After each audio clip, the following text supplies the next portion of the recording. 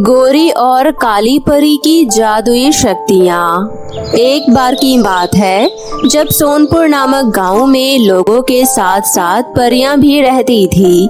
परियों का आम लोगों में रहना मामूली बात थी, परंतु साथ में रहने वाले लोगों को परियों की जादुई शक्तियों का कोई अनुमान नहीं था और न ही उन्हें कोई लालच था। परियां जब भी लोगों की मदद करती थी तो उन पर कभी एहसान नहीं जताती थी। उसी गांव में सावित्री का एक परिवार रहता था। सावित्री की एक बेटी थी कविता और सावित्री अपने पति सुमित के साथ रहती थी। सावित्री का परिवार छोटा परिवार था।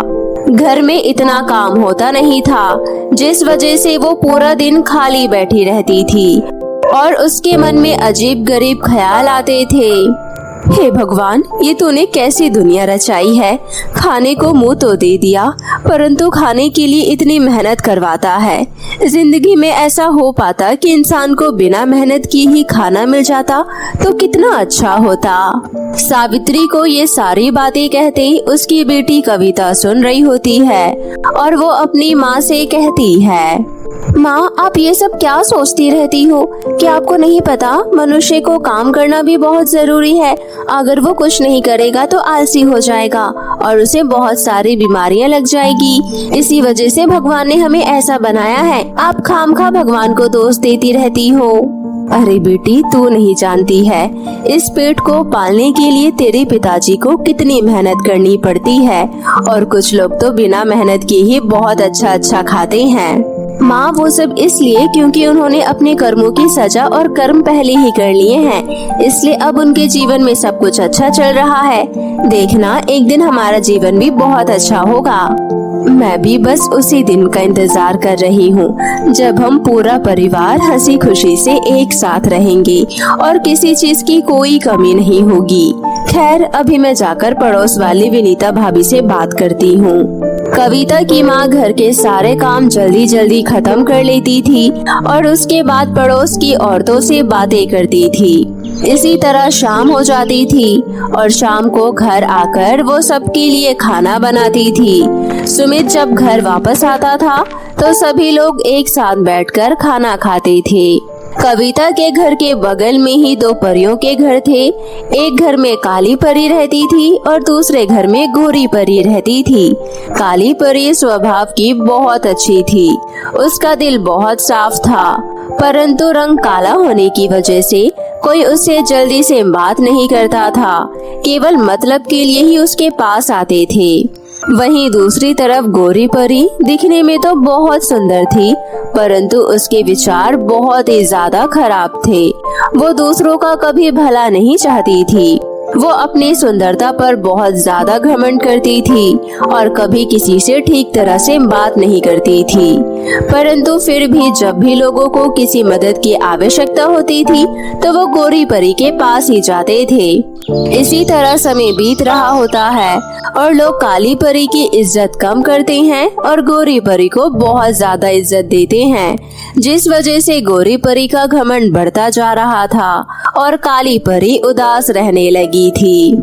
इस गांव के लोग कितने नेक दिल और भले इंसान हैं। ये गोरी परी उनकी बिल्कुल भी इज्जत नहीं करती है और उनका फायदा उठाती है। अब मैं इन लोगों को कैसे समझाऊं? मैं उनके लिए कितना भी कर लूं, ये लोग मुझे कभी अहमियत नहीं देते हैं, पर मैं उनका कभी बुरा नहीं करूंगी। भगवान ने मुझे जो कुछ भी दिया है, मुझे सब कुछ बहुत पसंद आया है। लोग मेरी इतनी इज्जत करते हैं, मेरा इतना सम्मान करते हैं, मुझे इतना खूबसूरत बनाया है। सभी लोग मेरी तारीफ करते हैं। आखिर मैं हूँ ही इतनी खूबसूरत। मैं लोगों से अपने लिए एक बहुत ही खूबसूरत सा महल बनवाऊंगी जिसमें मैं बहुत आराम से रहूंगी। गोरी परी अपने मन में मीठे मीठे खाली पकवान बना रही होती है, क्योंकि गोरी और काली परी दोनों बहनें थे, परंतु दोनों का रंग अलग होने की वजह से वो दोनों अलग अलग रहते थे। दोनों बहनों का जन्मदिन पास आ रहा था और गांव वाले ये अच्छे से जानते थे। माँ, आपको पता है जो हमारे पड़ोस में गोरी परी और काली परी रहती है, उनका जन्मदिन आ रहा है। क्या आपने सोचा है आप उन्हें क्या देंगी? हाँ बेटा, मुझे पता है। इसलिए देख, मैंने ये 2000 रुपए की साड़ी खरीदी है जो मैं गोरी परी को दूंगी, और ये 200 रुपए की साड़ी खरीदी है जो मैं काली परी को दूंगी। पर माँ, इतना बड़ा भेदभाव किस लिए? आखिर दोनों परियां गांव में लोगों की मदद करती है, फिर आप ऐसा उनके साथ क्यों कर रही हैं? ये तो बहुत गलत बात है माँ। अरे बेटा, तू कुछ नहीं जानती है। ये जो काली परी है ये बहुत गरीब है, ये हमें कुछ नहीं दे पाएगी। और ये जो गोरी परी है ना, ये बहुत अमीर है, ये हमें एक दिन में माला माल कर सकती है। इसलिए मैं इसे ये महंगी साड़ी देना चाहती हूँ। नहीं माँ, आपको ऐसा बिल्कुल नहीं करना चाहिए। गांव वाले तो सभी लोग पागल हो गए हैं। सभी गांव वाले दोनों परियों के जन्मदिन की तैयारी कर लेते हैं। गांव के सभी लोग मिलकर गोरी परी के लिए एक सुंदर सा महल खड़ा करवा देते हैं और काली परी के लिए एक छोटी सी झोपड़ी बनवाते हैं। अगले ही दिन दोनों परियों का जन्मदिन था। जब दोनों परियां सुबह उठती है तो काली परी देखती है कि उसके लिए गांव वालों ने बहुत मेहनत करके एक सुंदर सी झोपड़ी बनाकर तैयार की है। ये देखकर काली परी बहुत ज्यादा खुश हो जाती है। वहीं दूसरी तरफ गोरी परी अपने लिए इतना बड़ा महल देखकर जरा भी खुश नहीं होती है और वो महल के अंदर जाकर अपनी जादुई शक्तियों से सजावट करती है और अपने जन्मदिन पर बड़े बड़े ऊंचे ऊंचे लोगों को बुलाती है और गांव के लोगों को नहीं बुलाती है। पार्टी खत्म हो जाती है और परी वापस अपने कमरे में सो जाती है। वहीं दूसरी तरफ काली परी अपने हाथों से स्वादिष्ट भोजन बनाकर गांव में सभी लोगों के लिए भंडारा करती है। वो भंडारा खाकर सभी लोग बहुत ज्यादा खुश हो जाती हैं। देखा भाई तुम लोगों ने, जिसके लिए हमने कड़ी मेहनत करके पैसा खर्च करके इतना सुंदर महल बनवाया, उसने तो हमें अपने जन्मदिन पर बुलाया भी नहीं और इसके लिए हमने कुछ भी नहीं किया, बस एक मामूली सी झोपड़ी बनाई है। उसमें भी इस परी ने हमारे लिए इतनी मेहनत किया और भोजन बनाया और हमें खिलाया। हाँ भाई साहब, आप बिल्कुल ठीक कह रहे हैं। हम तो बेवजह ही सूरत पर मरे जा रहे थे। हमने कभी भी काली परी को सम्मान नहीं दिया और न ही उसकी इज्जत की, परंतु फिर भी उसने हमारे लिए इतना कुछ किया और जिसके लिए हम इतना कर रहे थे उसने हमारे लिए आज तक कुछ नहीं किया है। देखा जाए तो असली महल की हकदार तो हमारी काली परी ही है। देखा माँ, आज आपने, अब आपको समझ आ गया होगा। हमें लोगों को कभी भी उसकी सूरत से परखना नहीं चाहिए, हमें उसका दिल देखना चाहिए। ये गांव वाले भी कितने खुश हैं, वो सब काली परी की वजह से। कभी भी गोरी परी ने हम लोगों के लिए कुछ नहीं किया, उसने केवल हम लोगों का फायदा उठाया है। सभी गांव वाले आपस में बातें करते हैं और ये फैसला करते हैं कि अब काली परी को अपने द्वारा बनाया गया महल दे देंगे और गोरी परी को झोपड़ी में रहना होगा। इसके बाद सभी लोग महल जाते हैं और गोरी परी को महल से बाहर निकाल देते हैं। सुनो गोरी परी, तुम्हें इस महल को खाली करना होगा। हम ये महल काली परी को देना चाहते हैं। काली परी हमेशा हमारी मदद करती है और उसने आज तक हमेशा हमारी रक्षा की है। तुमने सिर्फ अपने सुंदरता पर ध्यान दिया है और अपना हमसे काम करवाया है, परंतु अब ऐसा नहीं होगा। लगता है तुम सभी गांव वाले पागल हो गए हो। तुम इस काली परी का मुकाबला मुझसे करवाना चाहते हो? ये मेरे आगे कुछ भी नहीं है। देखो, जो कुछ भी हो, हम कुछ नहीं जानते हैं। तुम्हें अभी कभी हमारा दिया हुआ ये महल खाली करना होगा। अच्छा, तो तुम अब मुझसे लड़ाई करना चाहते हो? तुम जानते हो ना, मैं तुम्हें अपनी जादुई शक्तियों से अभी कभी खत्म कर सकती हूँ। तुम्हारी भलाई इसी में है कि तुम सभी लोग अपने अपने घर वापस लौट जाओ। नहीं, हम यहाँ से वापस नहीं जाएंगे। गांव वालों के बयान सुनने के बाद गोरी परी को बहुत ज्यादा गुस्सा आ जाता है और वो अपनी छड़ी से लोगों के ऊपर वार करती है। तभी काली परी लोगों को गोरी परी के वार से बचा लेती है और गोरी परी को मजा चखाने के लिए उसे बिजली के झटके देती है। गोरी परी बिजली के झटके खाकर रोने लगती है। अरे मुझे माफ कर दो, ये बिजली के झटका देना बंद करो, मुझे तकलीफ हो रही है। तुम जो कहोगे मैं वो कर लूंगी, मुझे माफ कर दो। गांव वालों, मैं अपनी सुंदरता पर ज्यादा ही घमंड कर रही थी। तुम जहाँ कहोगे मैं वहाँ रहने के लिए तैयार हूँ, बस मुझे माफ कर दो। इसके बाद काली परी गोरी परी को झोपड़ी में रहने के लिए भेज देती है और काली परी पूरे गांव वालों के बनाए हुए महल में रहने लगती है। इसके बाद सभी लोग काली परी की बहुत इज्जत करने लगते हैं और काली परी का जन्मदिन धूमधाम से मनाते हैं। वहीं दूसरी तरफ गोरी परी को अपने किए पर पछतावा होने लगता है और वो काली परी और गांव के लोगों से माफी मांगती है। उसके बाद दोनों बहनें हंसी खुशी से एक घर में रहने लगती है और गांव में सभी लोगों की मदद करती है। इस तरह दोनों बहनों की लड़ाई खत्म हो जाती है और गांव वालों को अच्छी सुख सुविधा मिल जाती है। नंदिनी बड़ी होती है और उसकी छोटी बहन सुनैना होती है। दोनों ही बहुत समझदार होते हैं। वो लहंगा बनाना जानती थी और वो तरह तरह के स्टाइलिश लहंगे बनाकर मार्केट में बेचा करती थी और इस तरह लहंगे बेचकर किसी तरह अपने घर का गुजारा कर रही होती है। लेकिन छोटी होने के कारण नंदिनी के दिमाग में जितने डिजाइनर लहंगे आते थे वो बनाकर बेच चुकी थी। उसके बाद नंदिनी के बनाए हुए लहंगे मार्केट में बिकना बंद हो जाते हैं क्योंकि सभी के पास ज्यादातर नंदिनी के बनाए हुए डिजाइनर लहंगे रखे होते हैं और सभी उन लहंगों से बोर हो जाते हैं। मार्केट में लहंगे ना बिकने के कारण नंदिनी और उसकी छोटी बहन बहुत परेशान हो जाते हैं और तरह तरह की बातें सोचने लगते हैं। ये क्या हो गया छोटी, अब हम अपना घर खर्च कैसे चलाएंगे और अब हम अपना गुजारा कैसे करेंगे? हाँ दीदी, अगर आज हमारी बिक्री नहीं हुई तो हम खाना कैसे खाएंगे? घर में राशन भी खत्म हो चुका है और हमारे पास पैसे भी नहीं है। अब हम क्या करेंगे दीदी? दोनों बहनें परेशान होकर ये सब सोच ही रही होती है कि तभी कुछ ग्राहक आते हैं और थोक में नंदिनी की दुकान से लहंगे खरीद कर ले जाते हैं। ये सब देखकर नंदिनी और उसकी छोटी बहन बहुत खुश होते हैं। अरे वाह छोटी, हमारे बनाए हुए सारे लहंगे बिक गए और अब हमारे पास पैसे भी हो गए। अब मुझे लगता है हमें घर का राशन खरीद लेना चाहिए और कुछ पैसे बचा कर रख लेने चाहिए। फिर हम कई स्टाइलिश लहंगे बनाएंगे जो आजकल मार्केट में चल रहे हैं, क्योंकि अब हमारे बनाए हुए लहंगे पुराने हो गए हैं और ग्राहक इन लहंगों को पसंद नहीं करते। इसलिए अब हमें ट्रेंड के हिसाब से लहंगे बनाने होंगे। नंदिनी अपनी छोटी बहन से इतना कहकर हंसी खुशी अपनी छोटी बहन के साथ घर जा रही होती है और तभी रास्ते में एक दुकान पर रुककर घर का राशन ले लेती है और कुछ सब्जियां लेकर घर की तरफ चलने लगती है। ऐसे ही दोनों घर पहुंचकर खाना खा लेती है और सो जाती है। अगले दिन नंदिनी के पास बचे हुए पैसे होते हैं।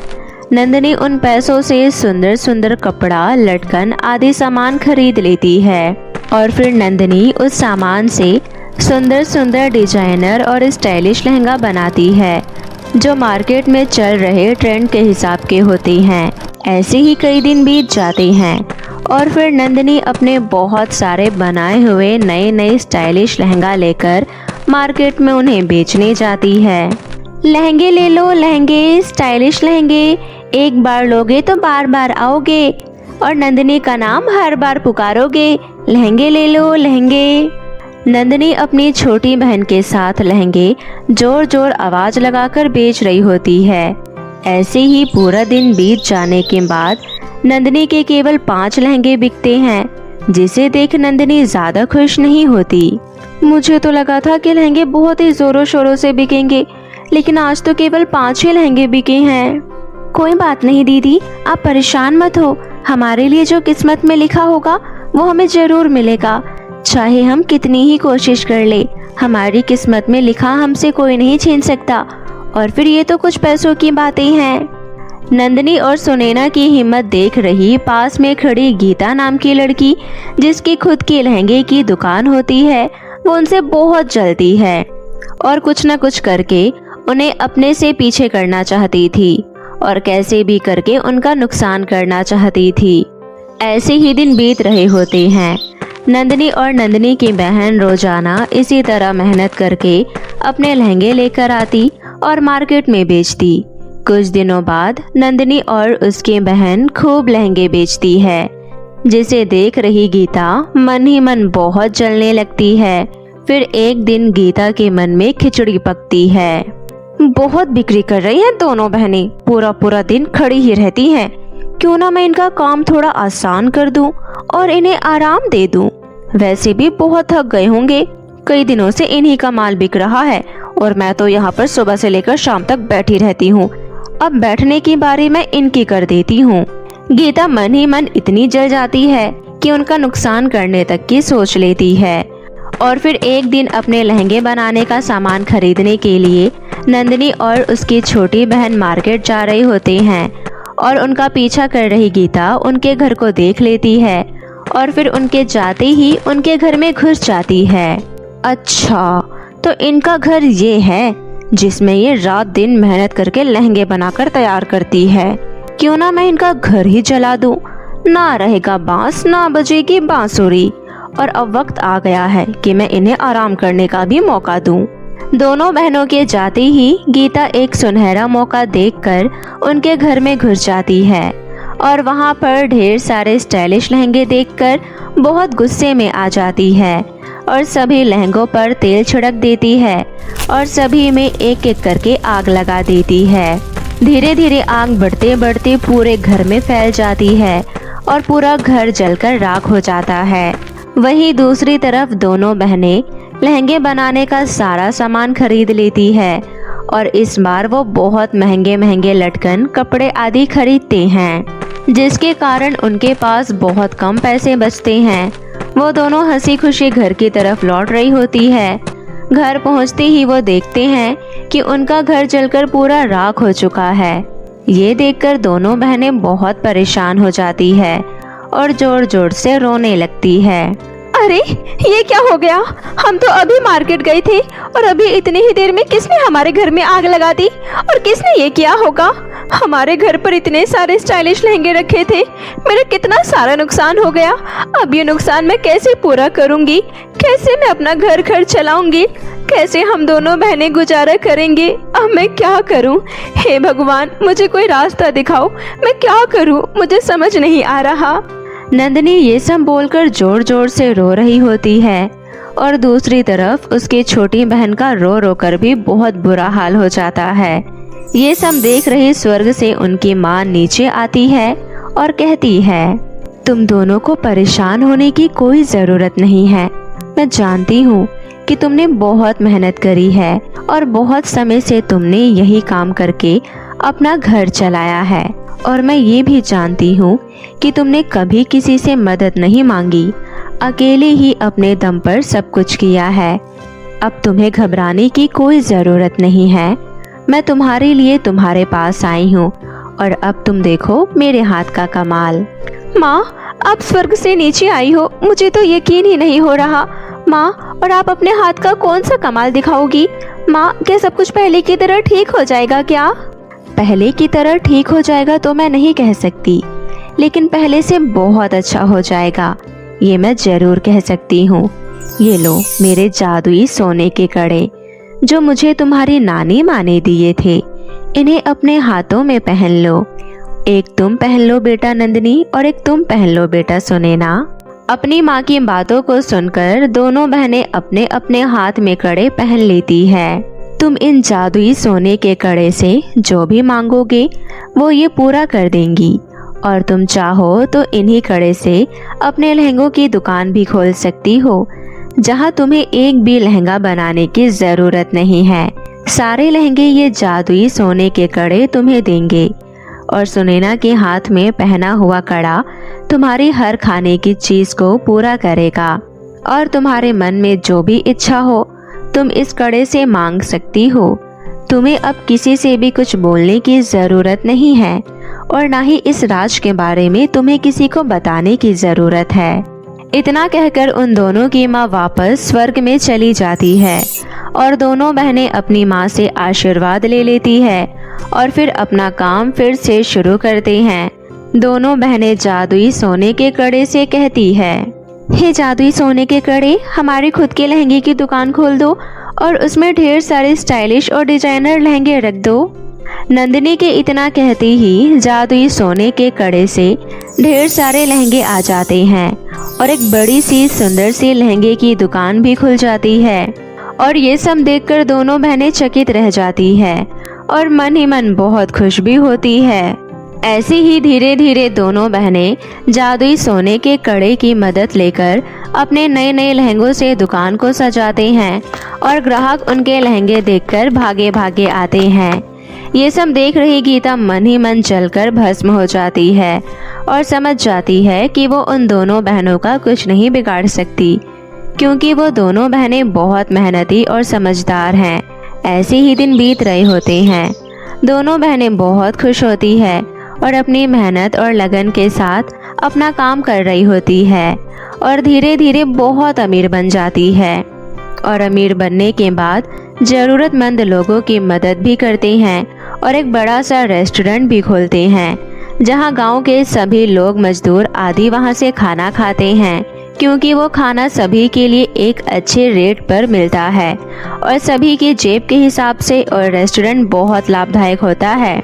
इस तरह दोनों बहनें हंसी खुशी रहने लगती है।